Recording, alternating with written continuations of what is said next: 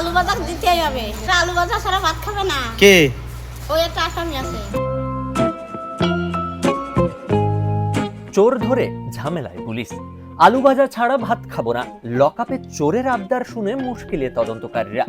সম্প্রতি নদিয়ার তাহিরপুর ও তার লাগোয়া এলাকা থেকে বেশ কয়েকটি বাইক চুরির অভিযোগ পেয়ে তদন্তে নামে পুলিশ। চোর সন্দেহে তন্ময় রায় নামে এক যুবককে গ্রেপ্তার করে শান্তিপুর থানার পুলিশ। তাকে নিজেদের হেফাজতে নিয়ে জেরা করার জন্য লকআপে রাখা হয়। তাকে রুটি সবজি খেতে দেওয়া হয়, কিন্তু তা না খেয়ে সে শটান জানিয়ে দেয় আলু ভাজা ছাড়া ভাত খাবো না। অবশেষে হোটেল থেকে আলু ভাজা আনা হলে সে মুখে তোলে খাবার। আলু ভাজা দিতেই হবে। আলু ভাজা দেওয়ার পর কি খেলো? হ্যাঁ খেয়েছে। না অন্য ভাজা হলে খাবো না, ওকে খাবো না। তারপরে কালকে রাত্রি নাকি কোথা থেকে রুটি নিয়ে এসছে, আলু ভাজা দেয়নি, সবজি ফেলে দিয়েছে।